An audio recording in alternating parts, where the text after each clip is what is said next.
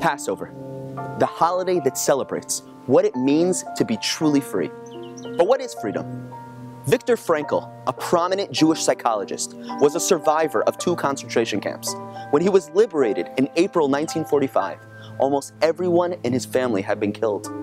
Based on his experiences in the camps, Frankl wrote the best-selling book, Man's Search for Meaning, where he describes man's primary need for meaning as the key to living.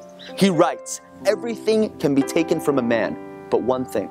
The last of human freedoms is to choose one's attitude in any given set of circumstances."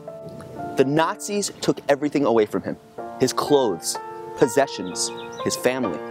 He sat there, huddled in the cold barracks, starving, exhausted, and heartbroken.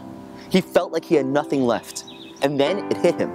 The Nazis thought they had total command over him, that he had no freedom left at all.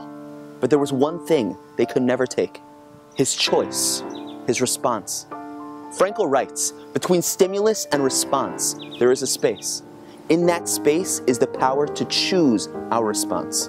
In that power lies our growth and our freedom. By realizing he maintained the power to choose, he clung to his humanity and dignity.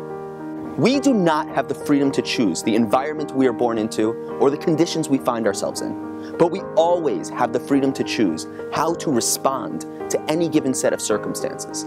We often make the mistake and think that others are responsible for our lives: our parents, our boss, our spouse, the community, the economy, the president. We blame or make excuses.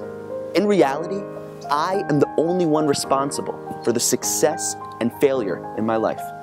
When we allow other people or situations to dictate how we feel, we give up our freedom and enslave ourselves.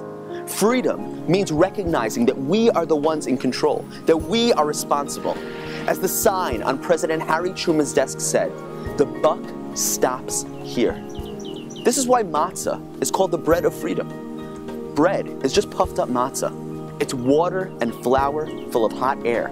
The number one impediment preventing us from achieving greatness and living a life of freedom is our puffed up ego.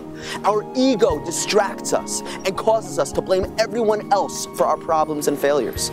This Passover, as you sit around the Seder table, ask yourself, what's really holding me back from grabbing life by the horns and living it to its fullest? Where am I not taking full responsibility for my life? As you eat the matzah, break through the shackles of your excuses and taste freedom.